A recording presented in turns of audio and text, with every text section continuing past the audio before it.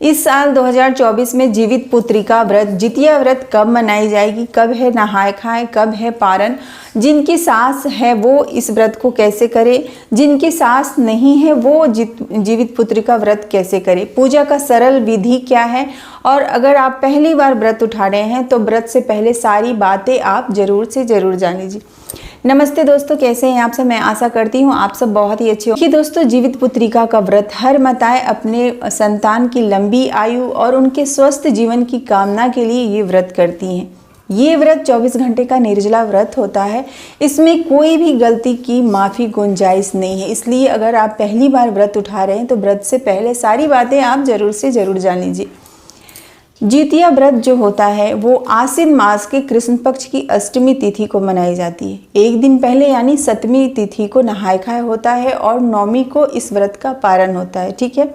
और सारे व्रत में अगर आपने जल ग्रहण कर भी लिया तो उसकी माफ़ी उसके लिए भगवान आपको माफ़ कर देते हैं। लेकिन जितिया व्रत में जल ग्रहण नहीं किया जाता, इसलिए इसे खड़ जितिया भी बोला जाता है। अब देखिए, इसको लेकर के बहुत सारे लोग ना बहुत डिफ़िकल्ट बना देते हैं इस चीज़ को कि कैसे करें, क्या करें। यूट्यूब पे अगर आप देखेंगे तो इतना डरा देते हैं इस व्रत को लेकर के कि उठाने से पहले ही हर माताएं डर जाती हैं। ऐसा कुछ नहीं है, मैं खुद करती हूँ जितिया व्रत। हाँ, इस व्रत का हर जगह का अपना अपना नियम होता है। यहाँ बिहार में अलग तरीके से होता है, यूपी में अलग तरीके से होता है। हर जगह का जितिया व्रत का नियम अलग अलग होता है, लेकिन करने का तरीका हर जगह का सेम ही होता है। इसलिए इस वीडियो में मैं आपको एकदम सिंपल तरीके से बताऊंगी, सरल तरीके से बताऊंगी, कोई कन्फ्यूज़न नहीं है। क्योंकि हर बार जितिया व्रत को लेकर के लोग बहुत ही ज़्यादा कन्फ्यूज हो जाते हैं। देखिए, 2 तरह का पंचांग चलता है, एक मिथिला पंचांग और एक बनारसी पंचांग। ठीक है।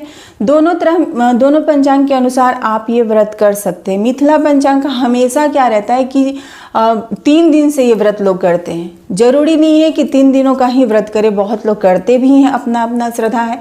बनारसी पंचांग के अनुसार 24 घंटे का ही व्रत होता है जितिया व्रत में। लेकिन बहुत लोग अपने श्रद्धा के अनुसार से, कोई मिथिला पंचांग के अनुसार इस व्रत को करते हैं, कोई बनारसी पंचांग के अनुसार इस व्रत को करते हैं। तो हम लोग बनारसी पंचांग के अनुसार करते हैं इस व्रत को, तो हमेशा 24 घंटे का ही व्रत करते हैं। बहुत लोग क्या करते हैं, बहुत जगह का ये कल्चर है कि नहाय खाए के दिन मड़ुआ की रोटी, नोनी का साग और झींगा की सब्जी ये खा करके नहाय खाए करते हैं। लेकिन हम लोग क्या करते हैं, सिंपल सा कोई भी लहसुन प्याज उस दिन हम लोग नहीं खाते हैं। बिना लहसुन प्याज का खाना हम लोग के इधर बनता है और फिर हम लोग वो नहा खाए करने के बाद खाते हैं।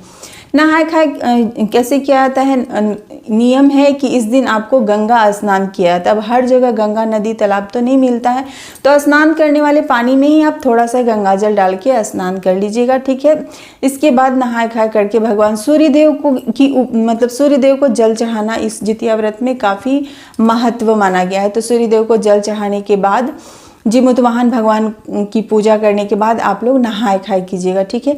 पूरे दिन नहाय खाए के दिन आप लोगों को खाना खाना है। और जितिया वाले व्रत यानी कि जिस दिन जितिया है उस दिन सुबह में ओठगन करना बहुत ही ज़्यादा ज़रूरी है। अब ओठगन बहुत लोगों को नहीं पता है, तो ओठगन जैसे कि हम सुहाग वाली कोई व्रत में सरगी करते हैं ना, उसी तरीके से हमें सूर्योदय से पहले उठ के ओठगन किया जाता है। जो भी हम खा रहे हैं ना उसमें भगवान को चढ़ाया जाता है। जैसे कि जिनकी सास हैं वो 3 जगह चढ़ाएंगी, एक जीमूतवाहन भगवान को, दूसरा चिल्हो सिहारों के लिए और तीसरा, पहला जीमूतवाहन भगवान के लिए, दूसरा चिल्हो के लिए और तीसरा सियारन के लिए। ठीक है। लेकिन जिनकी सास नहीं है वो 5 जगह ओठगन चढ़ाएंगी। पहला जीमूतवाहन भगवान के लिए, दूसरा चिल्हो के लिए, तीसरा सियारों के लिए, चौथा अपने पूर्वजों के लिए और 5वां अपनी सासू माँ के लिए। तो 5 जगह ओठगन चढ़ाने के बाद, पूजा करने के बाद ही आपको खाना है। ठीक है। और जो भी आप खा रहे हैं ना उसमें से प्रसाद स्वरूप थोड़ा सा निकाल दीजिए अपने बच्चों के लिए, बच्चों को भी वो चीज़ आपको सुबह में खिलाना है। तो कुछ इस तरीके से होता है। अब हर जगह का नियम अलग अलग है, तो आप लोग अपने हिसाब से ही कीजिएगा। जिस तरह से आप लोगों के इधर हो रहा होगा उसी तरह से कीजिएगा। लेकिन जो नियम है ना वो ऐसा ही है, थोड़ा बहुत ऊपर नीचे हो जाता होगा, लेकिन जो हर जगह का नियम है वो इसी तरीके से होता है। फिर जितिया वाले व्रत 24 घंटे का निर्जला व्रत होता है, तो इस दिन पूरा एकदम निर्जला व्रत करना है। पानी का एक बूंद भी नहीं पिया जाता है।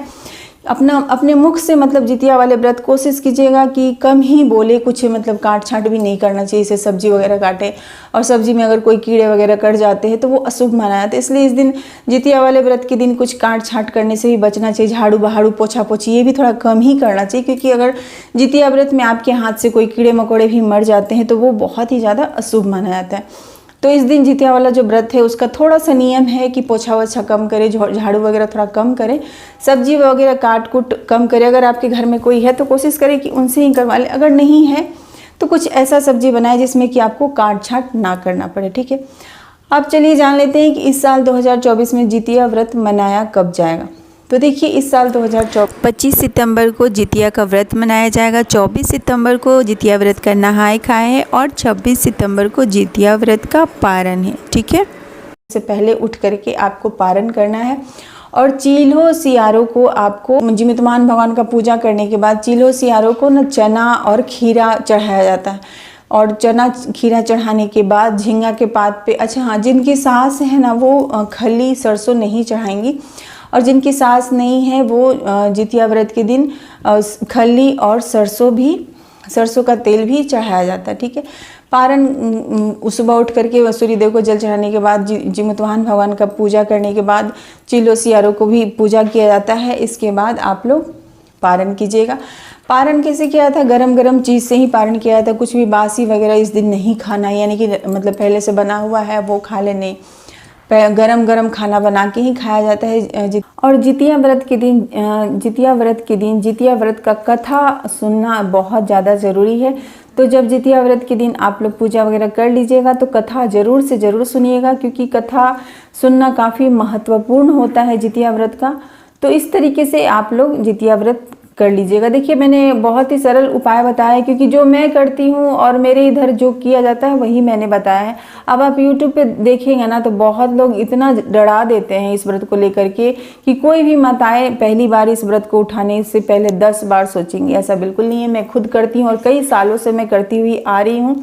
तो मैं जो और जिस तरीके से ये व्रत करती हूँ मैंने आप लोगों को वही बताया है। बहुत ही सरल नियम है, इस तरह से आप लोग ज़रूर से ज़रूर कीजिएगा। और कोई सवाल है तो ज़रूर पूछिएगा, मैं आपकी हर सवाल का जवाब दूंगी। तब तक अपना ख्याल रखिएगा। जिमितवाहन भगवान हम सबके बच्चों को लंबी से लंबी उम्र दे, हम सबके बच्चों का सदा सर्वदा ख्याल रखें। हर हर महादेव।